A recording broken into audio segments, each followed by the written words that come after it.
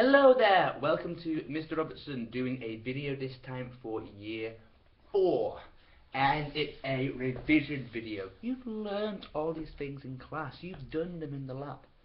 I'm going to go through just a small little bit of the chemistry we've been doing, gives you another chance to make sure you understand, and then you'll do just fine in the test. Hopefully you found the revision guide for the test available on SchoolSoft.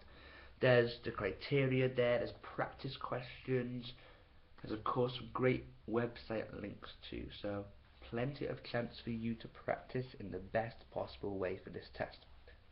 Now, about this test.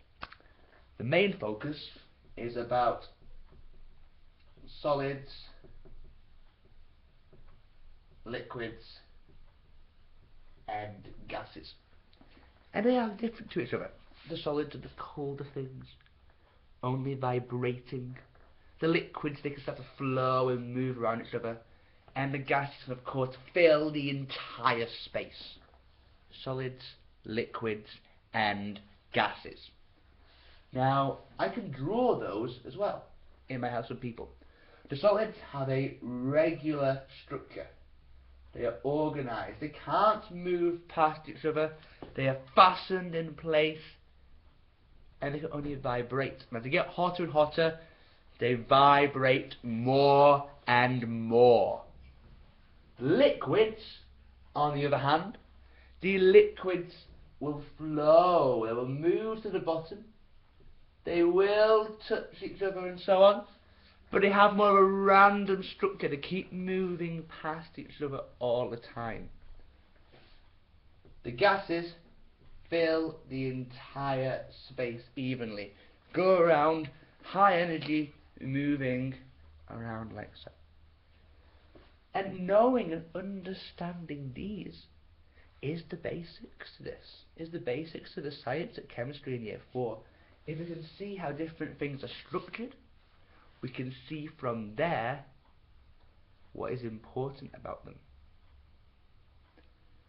And one of the most important things about these is of course how we can change from one to another.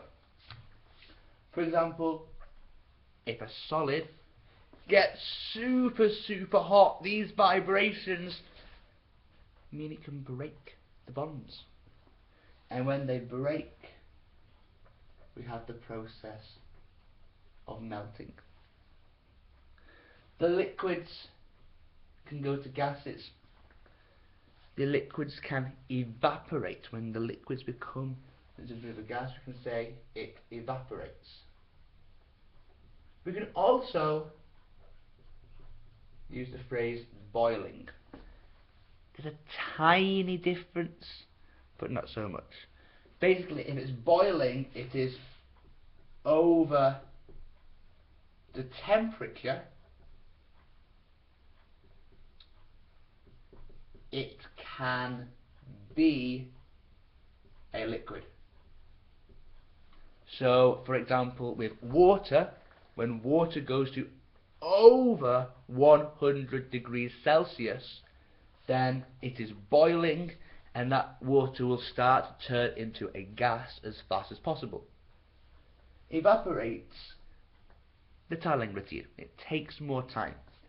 When something evaporates, little bits will just get enough energy at once to go into the gas, but not all of the water, only tiny bits of that. So it's usually a longer process. For example, if I leave water by the window and wait, maybe 2 or 3 weeks later that water will have evaporated up. It's a tiny difference there. But of course things can get colder as well. The liquids, when they get colder, go back to the solid. We call that freezing.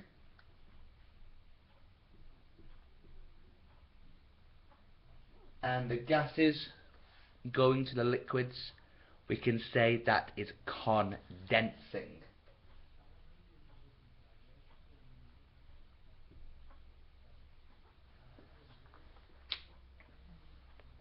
Simple words that we've done in class that I'm aware people know about, but it's important as well maybe to explain.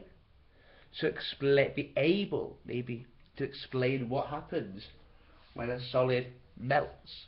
Why does it melt? What happens and what is different about it as a liquid to a solid?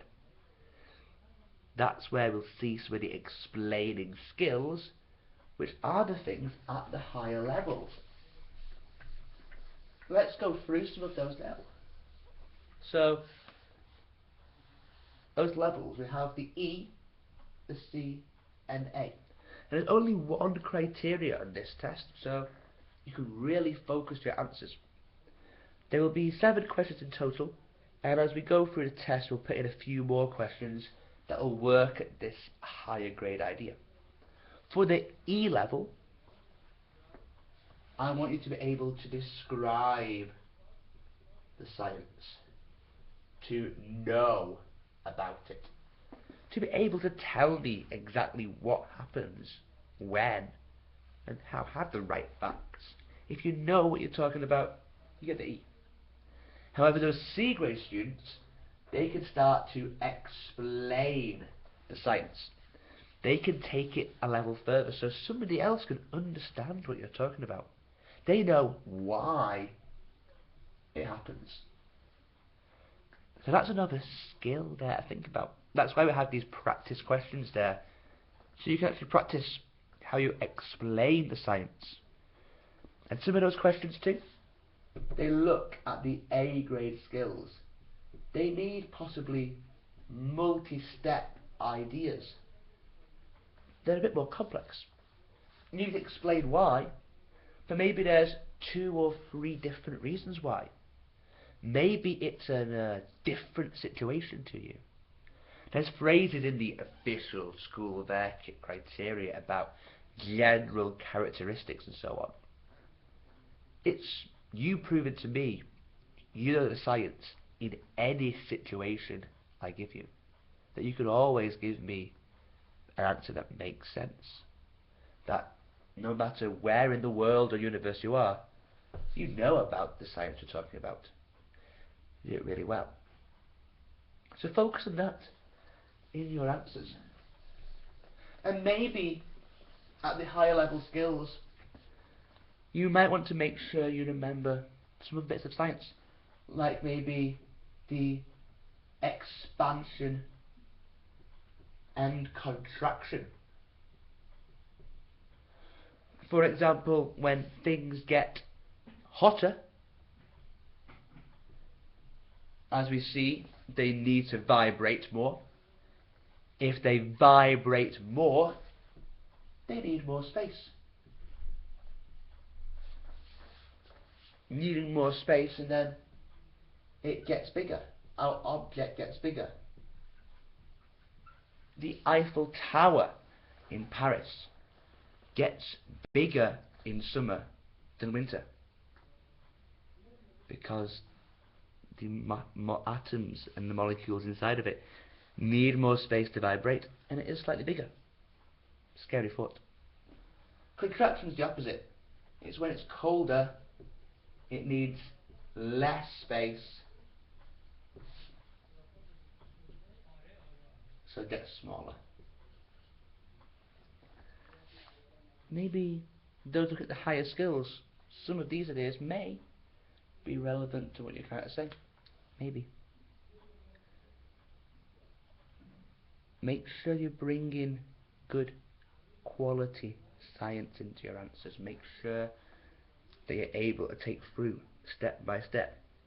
I think here's my answer because of this. Show me you can explain to somebody else. Don't just tell them the answer.